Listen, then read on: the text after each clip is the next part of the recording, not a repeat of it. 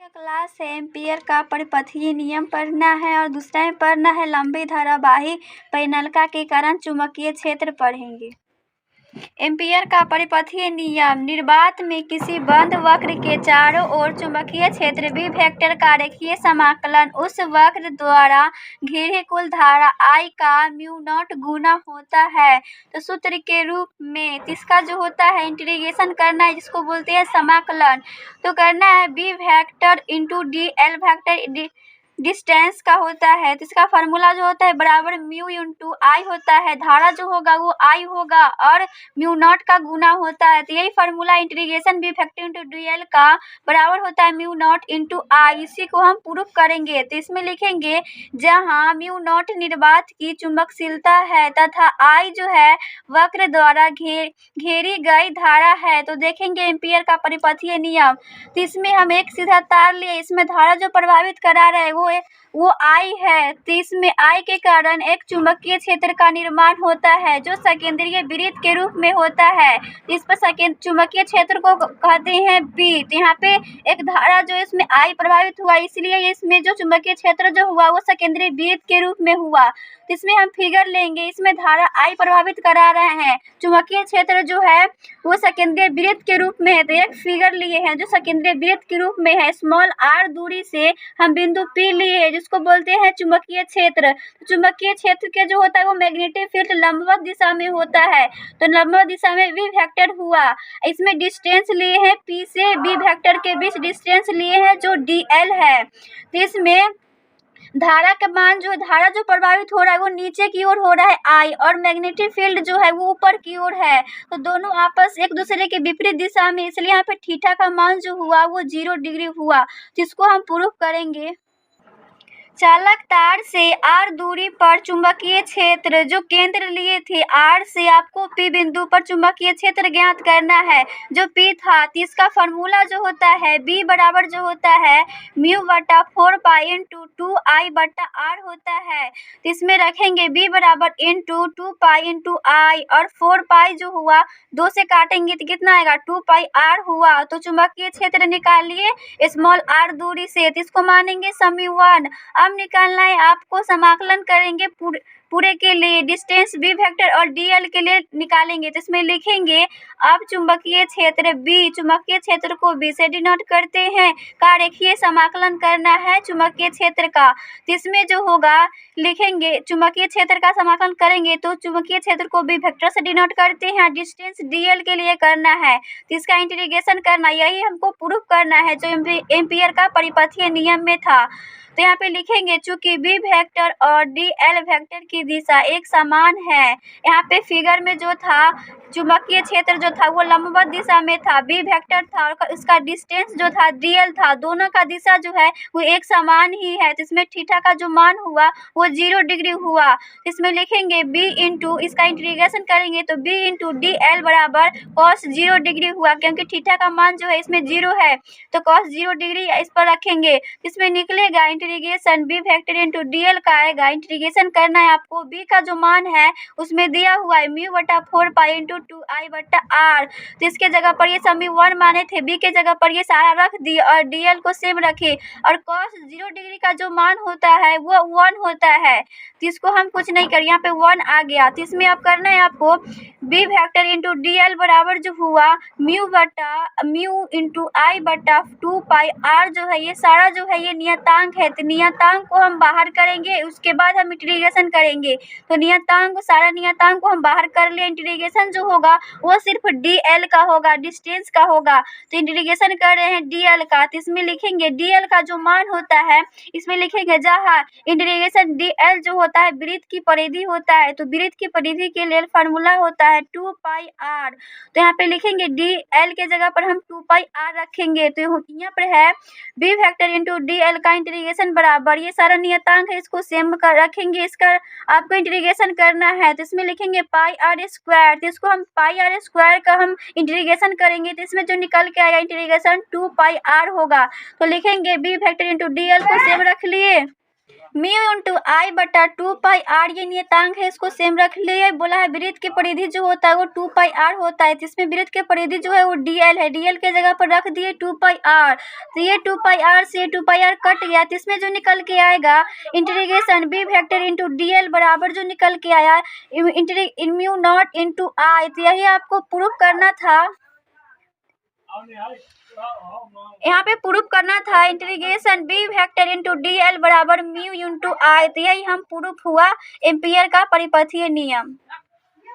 परिनलिका है, जब किसी चीनी मिट्टी से बनी बेलनाकार नलिका जिसकी लंबाई अधिक हो तथा त्रिज्या बहुत कम हो पर तांबे का तार लपटा जाता है, इस व्यवस्था को परिनलिका कहते हैं।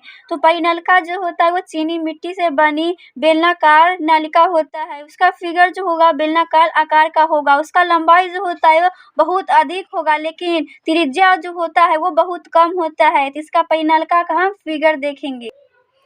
तो इसमें परिनलिका है, बोला चीनी मिट्टी से बना बेलनाकार आकार का होगा, तो बेलनाकार आकार का है, इसमें जो हो बेलनाकार आकार का जो होगा वो नॉर्थ से साउथ की ओर होगा और इसमें धारा जो प्रभावित हो रहा होगा वो आई होगा और इसमें तांबे का लपटा हुआ तार होगा, जो इसमें धारा जो प्रभावित होगा वो आई होगा।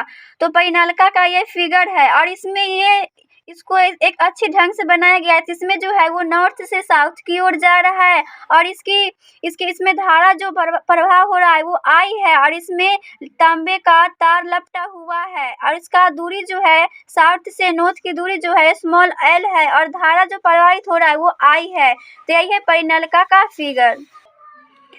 तो ये परिनलिका का फिगर है, तो इसमें देखेंगे अगर ये बिंदु होगा तो तल के बाहर की ओर जाने वाली धारा होता है, अगर ये क्रॉस सेक्शन होगा तो तल के अंदर की ओर आने वाली धारा होता है। तो इसमें ये परिनलिका है। अभी हम तुरंत बताए हैं कि नॉर्थ से साउथ की ओर जाता है, इसमें जो होता है वो धारा प्रभावित हो रहा हुआ, इसमें लपटा हुआ तार होता है।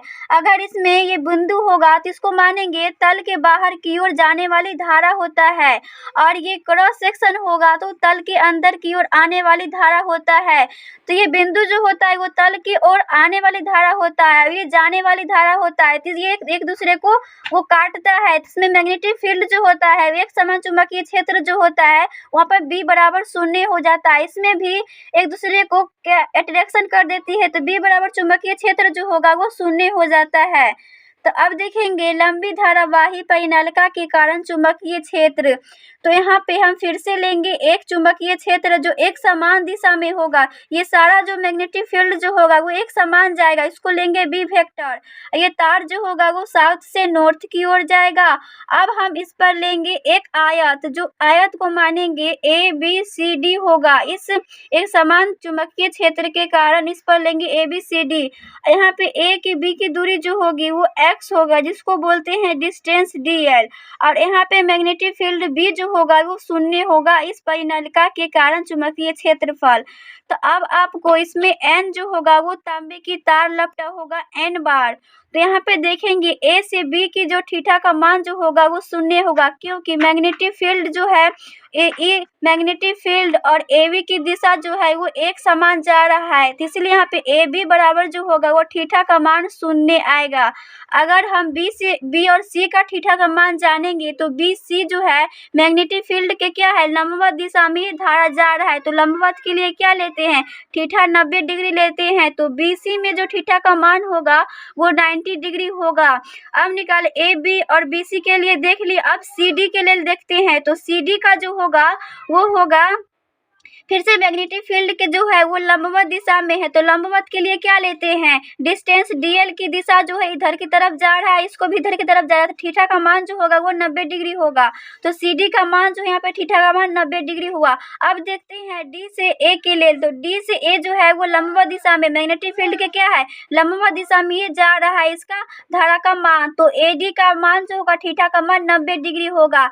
तो अब आपको क्या निकालना है इसमें, आयत ABCD के चारों ओर चुंबकीय क्षेत्र B का रेखीय समाकलन करना है। ये सारा जो आयत है ABCD चारों को आपको समाकलन करना है अलग अलग। तो यहाँ पे देखेंगे समाकलन का जो फार्मूला था, हम देखिए अभी तुरंत, integration V vector into DL vector था, जिसमें आपको सबसे पहले AB के लिए ABCD है, तो इसमें सबसे पहले हम A और B के लिए इंटीग्रेशन करेंगे, तो AB बराबर जो आएगा फिर से B vector into DL vector आएगा, प्लस करेंगे। अब निकालेंगे B से C के लिए, तो B से C के लिए इंटीग्रेशन करेंगे तो फिर से वही मान आएगा B vector into DL vector, इसमें भी आएगा सेम। अब निकालेंगे C से D के लिए, तो C से D के लिए निकालेंगे तो फिर से फार्मूला वही रहेगा B vector into DL vector, फिर प्लस करेंगे। अब निकालेंगे A से D के लिए, तो A से D के लिए करेंगे तो B vector into DL vector same आएगा। तो हम निकालेंगे ABCD के चारों ओर समाकलन करेंगे ये चारों का। तो ये चारों का इंटीग्रेशन करना है A से B के लिए। फर्स्ट है इसका इंटीग्रेशन जो होगा B वेक्टर को लिखेंगे क्या, A से B लिखेंगे, तो B जो है इसको B सेम रखेंगे, डिस्टेंस D है इसको सेम रखेंगे। अब आपको करना है थीटा का मान निकालना है, तो इसमें होता है cos थीटा, तो A से B के जगह पर थीटा का जो मान होता है वो 0 होता है, हम फिगर में बताए थे आपको। तो यहाँ पे 0 डिग्री आएगा, यहाँ पे cos थीटा का मान जो है 0 डिग्री। अब निकालेंगे BC के लिए, तो इंटीग्रेशन फिर से होगा BC के लिए, तो B वेक्टर भी सेम रहेगा, D को भी हम क्या रखेंगे, सेम रखेंगे। यहाँ पे थीटा का जो मान आएगा, थीटा का मान है BC के लिए थीटा 90 डिग्री है, तो cos 90 डिग्री यहाँ पर आएगा, तो cos 90 डिग्री रख ली और प्लस देंगे। अब निकालना है आपको C से B के लिए, तो इंटीग्रेशन करेंगे C से B के लिए, इसको B को सेम रखेंगे, डिस्टेंस DL को भी सेम रखेंगे। यहाँ पे cos का जो मान होगा C से B के लिए जो होगा वो 90 डिग्री होगा, तो cos यहाँ पे क्या आएगा 90 डिग्री आएगा, फिर से हम क्या करेंगे प्लस देंगे। अब इंटीग्रेशन करेंगे D से A के लिए, तो DA को सेम रखेंगे, यहाँ पे फिर B vector into DL vector को सेम रखना है। अब इसका थीटा का मान जो होगा cos 90 डिग्री होगा A से D के लिए, तो cos 90 डिग्री रखेंगे यहाँ पे। तो यहाँ पे आप क्या करेंगे, फिर से इसको सेम रखेंगे। इंटीग्रेशन आपको क्या करना है B vector into DL vector का करना है, तो A से B के लिए जो है आपको जो कांस्टेंट है उसको बाहर करेंगे, तो यहाँ पे B जो है वो कांस्टेंट है, इसको बाहर करेंगे। अब लिखेंगे B से A के लिए इंटीग्रेशन करना है DL का, तो cos 0 डिग्री का जो मान होता है वो 1 होता है, तो DL बराबर सिर्फ DL आया, cos 0 डिग्री का मान 1 होता है, फिर प्लस देंगे। अब आपको करना है B से C के लिए, इसमें जो है कांस्टेंट जो है वो B है, B को बाहर करेंगे और इंटीग्रेशन करना है B से C के लिए। cos 90 डिग्री का जो मान होता है वो 0 होता है, तो ये सारा मान को क्या कर देगा 0 कर देगा, तो ये सारा जो होगा वो 0 हो जाएगा, फिर प्लस देंगे। और C से B के लिए करना है, तो फिर से यहाँ पे cos 90 डिग्री था, तो ये सारा मान को क्या कर दिया 0 डिग्री कर दिया, क्योंकि cos 90 डिग्री का मान जो होता है वो 0 होता है, तो इसमें भी cos 90 डिग्री का मान है, तो ये सारा जो मान होगा वो 0 होगा। हम डायरेक्ट लिख देते हैं यहाँ पे 0, फिर प्लस देंगे। फिर यहाँ पे B जो है वो कांस्टेंट है, तो इसको बाहर करेंगे, लेकिन यहाँ पे cos 90 डिग्री का जो मान होता है वो 0 होता है, तो ये सारा मान को जो वो 0 कर देगा, तो हम डायरेक्ट लिखते हैं कि cos 90 डिग्री का मान यहाँ पे 0 आएगा, ये सारा मान को 0 कर देगा। तो हम यहाँ पे इंटीग्रेशन करेंगे B vector into DL vector जो बराबर आएगा, इसको लिखेंगे B इंटू B से लेकर A तक आपको करना है इंटीग्रेशन DL का, 0 हो जाएगा, ये भी 0 हो जाएगा, प्लस 0 करेंगे, ये भी 0 होगा, इसको भी 0 आएगा।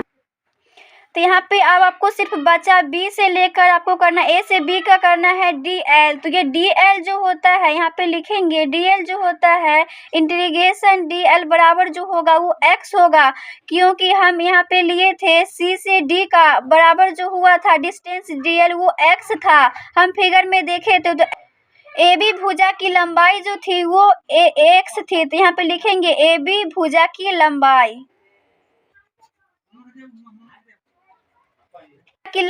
इंटीग्रेशन DL का जो मान होगा वो x होगा, तो हम DL की जगह पर रख सकते हैं s, तो लिखेंगे integration B vector into DL vector बराबर जो होगा B तो है ये है कांस्टेंट, इसको लिखेंगे A से B तक इंटीग्रेशन करेंगे DL का तो होगा x, तो ये इसके जगह पर हम x रख दिए, तो यही निकल के आया एम्पियर का परिपथीय नियम का फार्मूला। तो लिखेंगे एम्पियर का परिपथीय नियम, एम्पियर का परिपथी नियम होगा, तो इसको लिखेंगे integration B vector into D L vector बराबर जो होता है इसका फार्मूला म्यू नॉट इंटू परिपथ में बहने वाली कुल धारा होता है। तो यहाँ पे लिखेंगे integration B vector into D L vector बराबर म्यू नॉट को सेम रखेंगे, ये परिपथ में बहने वाली कुल धारा जो होगा यहाँ पे इसका होगा एन एक्स आई आएगा यहाँ पे, तो इसको मानेंगे समी 2, तो यहाँ पे समी 1 और समी 2 यहाँ पे फर्स्ट जो है वो सेम है, B vector into D L vector इधर भी है यहाँ पर भी है B vector into D L vector, तो इसको हम समी 1 और समी 2 को यहाँ पे क्या करेंगे,